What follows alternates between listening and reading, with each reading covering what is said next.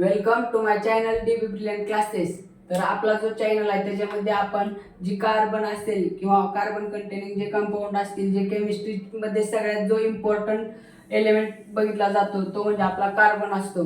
तर आपल्याला जे केमिस्ट्रीमध्ये सर्व बेसिक कन्सेप्ट्स असतील त्या आपल्याला बघायच्या आहेत। त्याच्यामध्ये आपण सुरुवात कार्बनपासून करणार आहेत। म्हणजे केमिस्ट्रीमध्ये जे आपण कार्बनची किंवा जे अदर एलिमेंट्स असतील कार्बनपासून जे आपण वेगवेगळे कंपाऊंड बनवतो, मॉलिक्यूल बनवतो, ज्याच्यामध्ये कार्बन प्रेझेंट असतो, तिथून आपल्याला पूर्ण कार्बनचा स्टडी करायचा आहे। तर जे आपले व्हिडिओ असतील ते आपण पूर्ण मराठीमध्ये स्टेप बाय स्टेप किंवा इंग्लिश दोन्ही त्याच्यामध्ये आपण ट्रान्सलेट करून आपण बनवणार आहेत। तर जो आपला चॅनल आहे DB ब्रिलियंट क्लासेस, त्याच्यामध्ये केमिस्ट्रीच्या रिलेटेड बेसिक पासून सर्व आपण कन्सेप्ट आहेत ते आपण स्टेप बाय स्टेप वाईज घेऊन कव्हर करणार आहेत। तर आपल्याला फर्स्ट बघायचं आहे की जे काही कंपाऊंड्स असतील, म्हणजे कंपाऊंड्स कोणत्या प्रकारचे असते, त्याच्यामध्ये कोणते एलिमेंट असतील, त्याचा पूर्ण आपल्याला डीपमध्ये स्टडी करायचा आहे। तर जो आपले ऑर्गॅनिक कंपाऊंड्स कोणते असते, 3 ऑर्गॅनिक कंपाऊंड्स म्हणजे काय, इथून आपल्याला सुरुवात करायची आहे। तर जो आपण ऑर्गॅनिक कंपाऊंड्स म्हणजे काय, तर जे कंपाऊंड्स आपल्याला प्लांट किंवा ॲनिमल पासून जे ऑब्टेन होते त्याला आपण काय म्हणतो, ऑर्गॅनिक कंपाऊंड्स। ऑर्गॅनिक कंपाऊंड्स मध्ये काय असतं, तर जो कार्बन एलिमेंट असतो तो प्रेझेंट असतो। एक्झाम्पल बघितलं तर जे आपण झाड आहे, झाड तोडल्यानंतर आपण त्याला म्हणजे लाकूड वगैरे भेटतं ना, आपण लाकडाला जाळलं ना त्याच्यापासून आपल्याला एक कोळसा भेटतो, त्यालाच आपण काय म्हणतो, कार्बन। आणि त्याच प्रकारे जे एलिमेंट आपल्याला जे एलिमेंट कार्बनिक कंपाऊंड जे असतील ते प्लांट किंवा ॲनिमल पासून मिळते। तसं इनऑर्गॅनिक कंपाऊंड्स म्हणजे काय, तर जे कंपाऊंड्स आपल्याला मिनरल पासून मिळतात।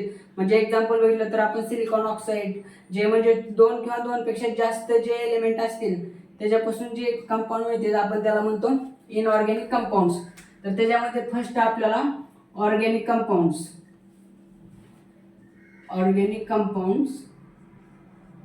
आणि सेकंड आपल्याला बघायचं इनऑर्गॅनिक कंपाऊंड्स।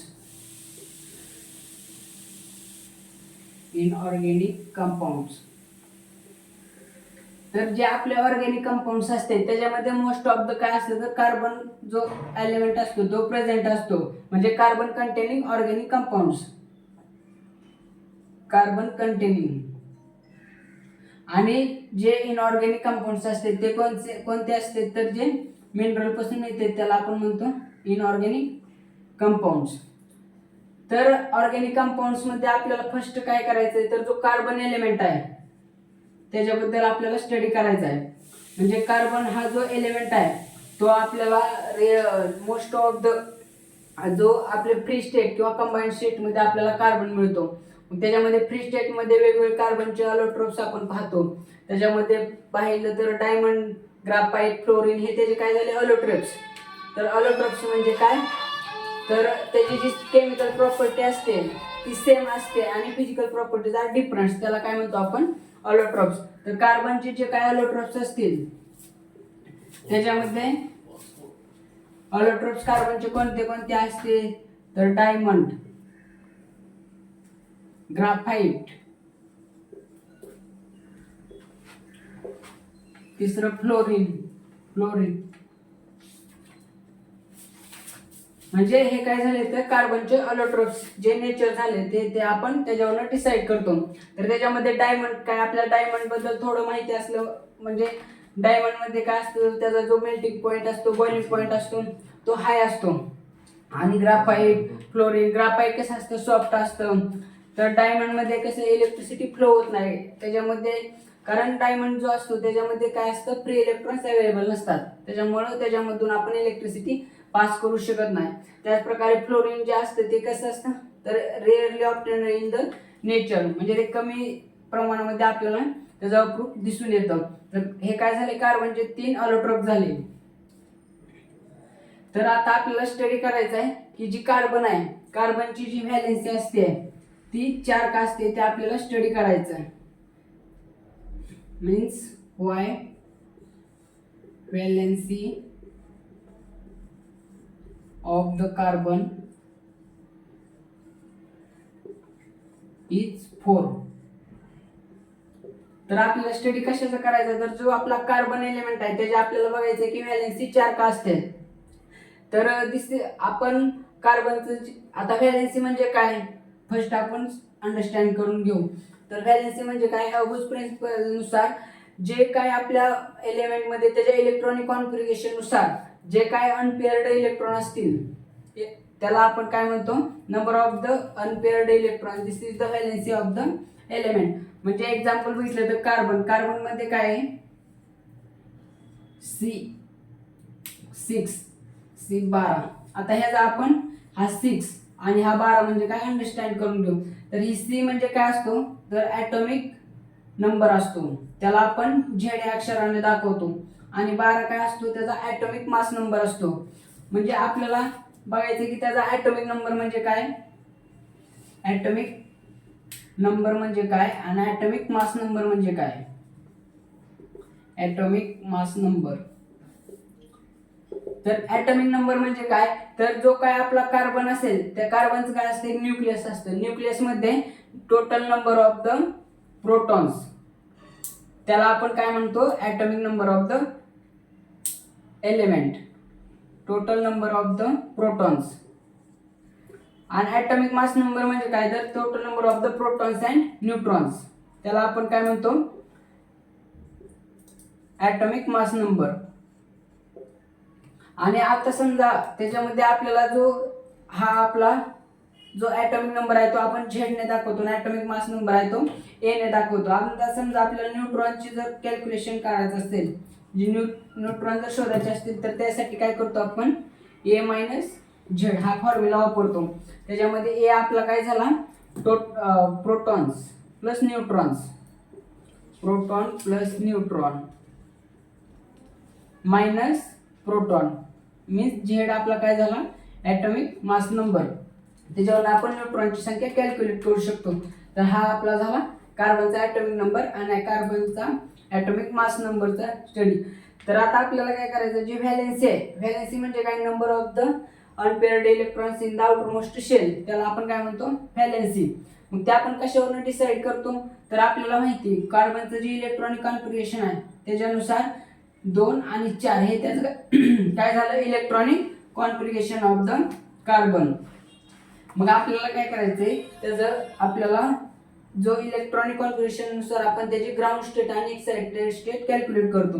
म्हणजे कार्बनची जी ग्राउंड स्टेट आहे त्याच्यामध्ये S ऑर्बिटल आणि P ऑर्बिटल, त्याच्यामध्ये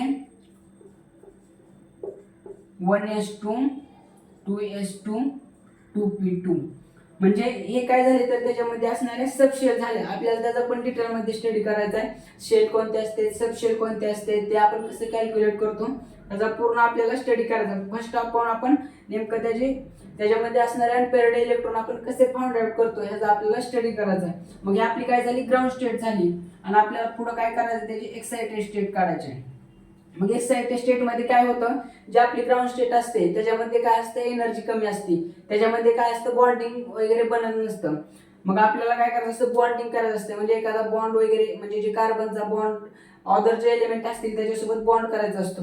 मग बॉन्ड करण्यासाठी तो काय करत असतो, एखादा जो दुसरा एलिमेंट आहे त्याच्यासोबत तो इलेक्ट्रॉन आपला शेअर करत असतो, किंवा त्याच्याकडे आपण म्हणजे त्याला आपण इलेक्ट्रॉन देऊ पण शकतो, ते इलेक्ट्रॉन घेऊ पण शकतो. तसं आपल्याला ह्याच्यामध्ये बघायचं आहे की जो आपला कार्बन आहे तो इलेक्ट्रॉन कसं शेअरिंग करतो. आता आपली ग्राउंड स्टेट आहे, ग्राउंड स्टेटमध्ये एनर्जी कमी असते. मग त्याला आपण एनर्जी दिल्यानंतर जो आपला S ऑर्बिटल मधला एक इलेक्ट्रॉन आहे तो P मध्ये जंप मारतो. म्हणजे ह्याच्यामध्ये आपले किती झाले, टोटल जे 4 इलेक्ट्रॉन आहेत ते काय झाले, अनपेअर्ड इलेक्ट्रॉन झाले. म्हणजे ही काय झाली, त्याच्यामध्ये number of the unpaired electron किती झाले, 4. आणि ही काय झाली, त्याची व्हॅलेन्सी झाली. म्हणजे अपोज प्रिन्सिपल नुसार की जे काय अनपेअर्ड इलेक्ट्रॉन असतील आउटर मोस्ट शेल मध्ये ती त्याची व्हॅलेन्सी असते. त्याच प्रकारे ही कार्बनची 4 काय झाली, व्हॅलेन्सी झाली. मग आता आपल्याला हे काय करायचंय, त्याचं ऑक्टेट कंप्लीट करायचंय. मग ऑक्टेट कंप्लीट करण्यासाठी ही जी कार्बन आहे, कार्बन पाशी किती इलेक्ट्रॉन झाले, 4 इलेक्ट्रॉन झाले. मग त्याचं जे ऑक्टेट कंप्लीट करायचं त्याच्यासाठी त्याला काय गरज आहे, 4 इलेक्ट्रॉन त्याला तो काय करतो, दुसऱ्यासोबत शेअर करतो. त्यानुसार आपल्याला काय करतो, कोव्हॅलंट बॉन्ड मिळतो. मग एक्झाम्पल ते आपण हायड्रोजन सोबत त्याचं शेअरिंग केलं त्याने 4 इलेक्ट्रॉन, तर आपल्याला हा कोणता CH4 मॉलिक्युल आहे त्याच्यामध्ये त्याने 4 इलेक्ट्रॉन चार जे इलेक्ट्रॉन असतील ते हायड्रोजन सोबत शेअरिंग करून त्याने 4 कोव्हॅलेंट बॉन्ड बनवले. तर त्याचं काय झालं, ऑक्टेट कंप्लीट झालं. म्हणजे 2 4 6 8 म्हणजे 8 इलेक्ट्रॉन त्याच्या सबशेल मध्ये झाले, म्हणजे त्याची व्हॅलेन्सी कंप्लीट झाली. त्याच प्रकारे आपल्याला बघायचं की आता नेमकं त्याच्यामध्ये असणारे शेल्स सबशेल्स काय असते ते कसे आपण कॅल्क्युलेट करतो याचा आपल्याला स्टडी करायचा आहे. म्हणजे आपल्याला एवढे समजले की जे ग्राउंड स्टेटला जे इलेक्ट्रॉन्स असतील त्याला एनर्जी कमी असते, त्याला एनर्जी दिल्यानंतर त्याच्यामध्ये जो इलेक्ट्रॉन आहे तो दुसऱ्या जे आउटर मोस्ट पी जे ऑर्बिटल असेल त्याच्यामध्ये जंप मारतो. मग आता आपल्याला त्याच्यामध्ये बघायचे की सबशेल्स म्हणजे सबशेल किंवा शेल्स कसे आपण कॅल्क्युलेट करतो. तर आपल्याला माहिती के एल एम एन हे काय झाले आपल्या शेल्स. शेल्स म्हणजे काय असते तर number of the electrons in the, म्हणजे जे काय आपले शेल्स असेल त्याच्यामध्ये मॅक्झिमम जे इलेक्ट्रॉनची कॅपॅसिटी असते ते आपण त्याच्यावरून डिसाईड करत असतो. तर आता आपली जी के एल एम एन हे आपल्या 4 शेल झाल्या. त्याच्यामध्ये आपल्याला फाइंड आउट करायचं की के मध्ये किती इलेक्ट्रॉन मॅक्झिमम बसते, एल मध्ये किती इलेक्ट्रॉन मॅक्झिमम, एम मध्ये एन मध्ये आपल्याला कॅल्क्युलेट करायचं आहे. मग त्याच्यासाठी एक आपल्याकडे फॉर्म्युला आहे, तो कोणता आहे तर 2n². हा जो फॉर्म्युला आहे त्याच्या बेसिसवरती आपण त्याच्यामध्ये असणारे इलेक्ट्रॉन फाइंड आउट करू शकतो. म्हणजे आता समजा के ही काय आपली के इज शेल, त्याच्यामध्ये आपल्याला इलेक्ट्रॉन कॅल्क्युलेट करायचे. तर आपण फॉर्म्युला कोणता वापरतो 2n². आता n म्हणजे काय, n इज इक्वल टू 1. म्हणजे आता सपोज हे आपले काय झाले न्यूक्लियस झाले कार्बनचं, त्याच्यामध्ये असणारे ही झाली न्यूक्लियसच्या शेजारी इलेक्ट्रॉन्स रोटेट करते. त्याच्यामुळे न्यूक्लियसच्या शेजारी जी पहिली n इज इक्वल टू 1 ही काय झाली पहिली त्याची शेल झाली. त्याच्या बेसिसवर आपण कॅल्क्युलेशन करतो. म्हणजे n ही 1 इज काय झाली त्याची तर पहिली शेल झाली. मग n इज इक्वल टू काय 1 आपण पुट केलं तर 2 इंटू n म्हणजे काय तर एनर्जी लेवल, म्हणजे n इज इक्वल टू 1 चा स्क्वेअर इज इक्वल टू 2. म्हणजे आपली जी के शेल आहे त्याच्यामध्ये 2 इलेक्ट्रॉन आपण मॅक्झिमम फिल करू शकतो. दुसरी कोणती एल शेल. एल शेल मध्ये काय तर 2 त्याच्यामध्ये एनर्जी लेवल आहे 1 2, म्हणजे n इज इक्वल टू आपण 2 ठेवू शकतो. म्हणजे 2 स्क्वेअर 4 2 8, त्याच्यामध्ये आपण मॅक्झिमम 8 इलेक्ट्रॉन फिल करू शकतो. त्याच प्रकारे एम शेल मध्ये काय 2 into n is equal to 3 energy level ना 1 2 3, म्हणजे हे आपली के एल एम एन. म्हणजे एल जी शेल आहे त्याच्यामध्ये आपण पहिल्या शेलमध्ये 2 इलेक्ट्रॉन मॅक्झिमम भरू शकतो, दुसऱ्या शेलमध्ये 8 इलेक्ट्रॉन मॅक्झिमम भरू शकतो. तिसरी जी एन शेल आहे त्याच्यामध्ये 3 स्क्वेअर 3 3 9 9 2 18 इलेक्ट्रॉन, म्हणजे तिसऱ्या शेलमध्ये आपण मॅक्झिमम 18 इलेक्ट्रॉन फिल करू शकतो. आणि जी चौथी शेल आहे एन शेल त्याच्यामध्ये n is equal to 4, energy level किती 4. n म्हणजे काय तर एनर्जी लेवल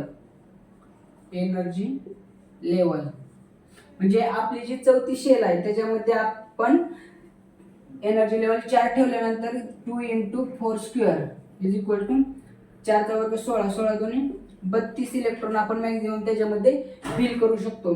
म्हणजे आपल्या जी 4 शेल आहेत के एल एम एन त्याची कॅपॅसिटी ऑफ द इलेक्ट्रॉन फिलिंगची किती असेल तर के मध्ये 2 इलेक्ट्रॉन, एल मध्ये 8, एम मध्ये 18, एन मध्ये 32.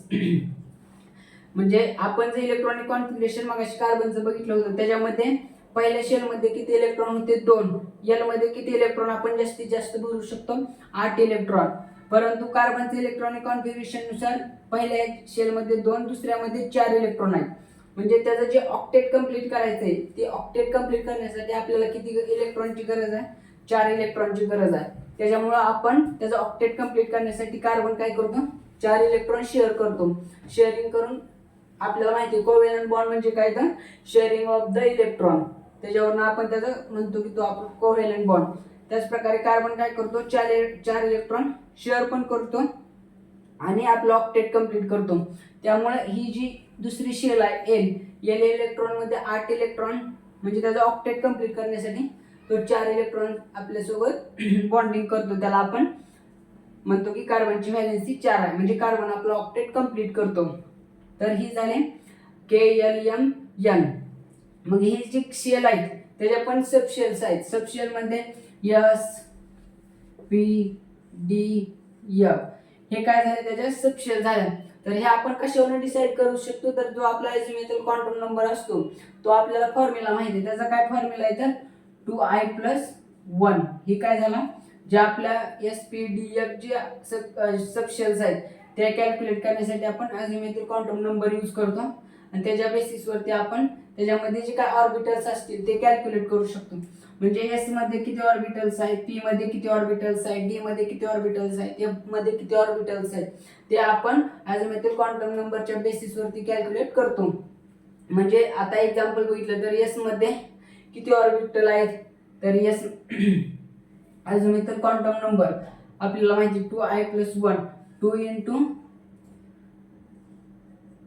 हा आय म्हणजे 0 इज इक्वल टू 1 म्हणजे 1. म्हणजे एस मध्ये 1 ऑर्बिटल, पी मध्ये किती ऑर्बिटल असतील तर 1 च्या जागी 1 ठेवलं तर 3 ऑर्बिटल, डी मध्ये 7 ऑर्बिटल, एफ मध्ये किती एस मध्ये 1 ऑर्बिटल, पी मध्ये 3, डी मध्ये 5 आणि एफ मध्ये 7 ऑर्बिटल असतील. म्हणजे 7 ऑर्बिटल्स असले तर त्याच्यामध्ये इलेक्ट्रॉन किती असू शकतील तर 14 इलेक्ट्रॉन असू शकतील.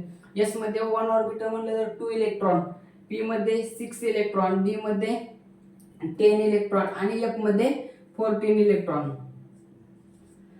तर हे झाले त्याच्या अझिमुथल क्वांटम नंबरवरून आपण त्याच्या सबशेल कॅल्क्युलेट करू शकतो. तर ही झाली कार्बनची व्हॅलेन्सी फोरकास्ट आहे. तर त्याच्यामध्ये जे काय आपलं एल शेल मध्ये 8 इलेक्ट्रॉनची जी कॅपॅसिटी आहे ती फुल जे आपलं एल जी शेल आहे ती फुलफिल करण्यासाठी जे आपण 8 इलेक्ट्रॉनचा ऑक्टेट कंप्लीट करण्यासाठी कार्बनकडे 4 इलेक्ट्रॉन असतील, ती 4 इलेक्ट्रॉन तो दुसऱ्यासोबत शेअर करू शकतो.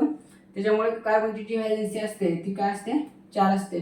तर हे झाला आपला व्हिडिओ. त्याच्यामध्ये आपण ऑर्गॅनिक कंपाऊंड्स म्हणजे काय, इनऑर्गॅनिक कंपाऊंड्स म्हणजे काय, शेल म्हणजे काय, सबशेल्स म्हणजे काय, परत त्याच्यामध्ये असणारे जे काय आपण त्याच्यामध्ये बेसिक जे न्यूक्लियस असतं, न्यूक्लियसमध्ये प्रोटॉन्स आणि न्यूट्रॉन्स असतात आणि जे इलेक्ट्रॉन्स असतील ते त्याच्या बाहेरच्या म्हणजे जे शेल्स असते त्याच्यामध्ये इलेक्ट्रॉन्स रोटेट करत असतात ते आपण पाहिले.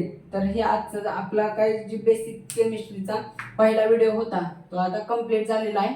तर उद्याच्या जो आपला नेक्स्ट व्हिडिओ असेल त्याच्यामध्ये आपण कार्बन जो कंपाऊंड असेल त्याच्यामध्ये जे वेगवेगळे फंक्शनल ग्रुप असतील, एक्झाम्पल अल्कोहोल, फिनॉल, इथर, जे काय बेसिक जो पार्ट असेल तो आपण स्टेप वाईज एक व्हिडिओ नंतर बघणार आहेत. तर जर आपल्याला माझा चॅनल आवडला असेल तर लाईक, शेअर, सबस्क्राईब करा. थँक्यू.